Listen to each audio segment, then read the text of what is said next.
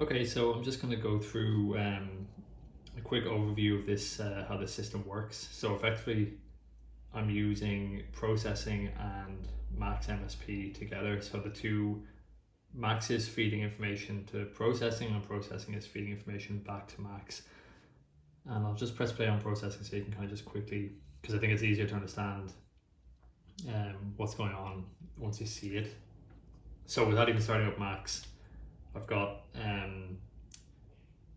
my picture obviously displayed here on my webcam, which is using face detection to effectively affect which kernel is being used on either side of the screen. So as I'm over here, it's probably difficult to tell on with my phone camera, but on this side we've got blur, just basic Gaussian blur going on. On this side we have essentially Gaussian blur, except I just fiddled with the kernel values to make it brighter, just so there'd be an obvious difference between left and right. So that's mainly what's going on there. But then with the inside the max patch then, so if I just click on this here, make this larger, make it easier to see. If I press play on this, let me just get this back. Actually, I need to make this smaller so we can continue to see the camera. So there's a lot going on here. So this computer's probably struggling a little bit to manage this. But effectively, if I just turn that down for a second, ignore the synthesizer. As we're running through this step sequencer that I've got here, every value that's on top, if I just make all the values above, this is 16, it go up to 16. So if the value is above 8, we will get only these blur kernels being used on the left and right hand side of the screen. Whereas if it's below 8, we'll get edge detection on this side, and then we'll get ridge detection on this side. So just for a bit of variability, you could kind of plug in any kernels you'd like, but if I turn the volume back up, you can kind of see how this works with the sequencer well, as it's kind of going in sync with it. And then so that's going on there. And then ignoring this visual aspect for a second here, then again, well, not ignoring it, because the visual aspect is actually where my face is feeding these XY values over here that we're getting. And then I'm scaling many of these values and sending them off to other places. Like, so the tempo is one big example. So as I move over to this side, then the tempo increases. As I move back to this side, the tempo goes back down. And then equally, if I go, if I move up, sorry, where am I looking for? Yeah, there we are, sorry. The cutoff filter is being changed here, and as I move down, it's being increased. The same with the decay. This is all being controlled by the envelope filter, the filter envelope, and the same thing with the amplitude envelope. So, quite a lot of parameters being controlled by my movement, and then vice versa. The visual aesthetics being controlled by the max patch.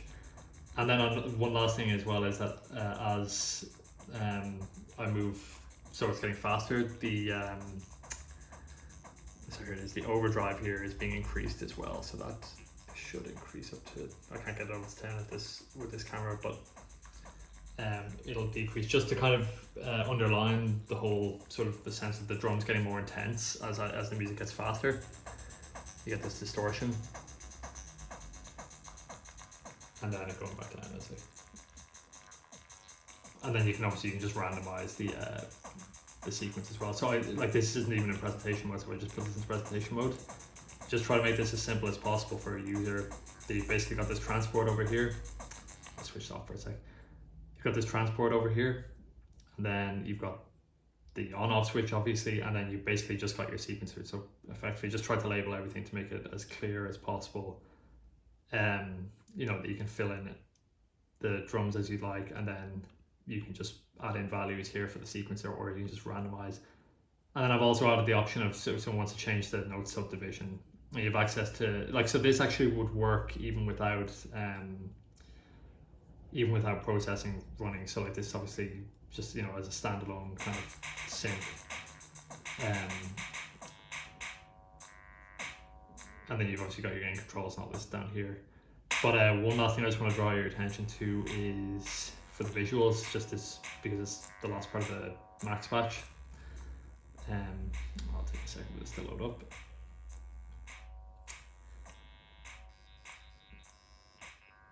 So it's feeding in the values again once again there. But you can actually switch off this visuals button. So now when I switch it off, no matter what the values are, you still won't get this edge detection going on in processing. So that's something that is up to the user, they can switch on themselves.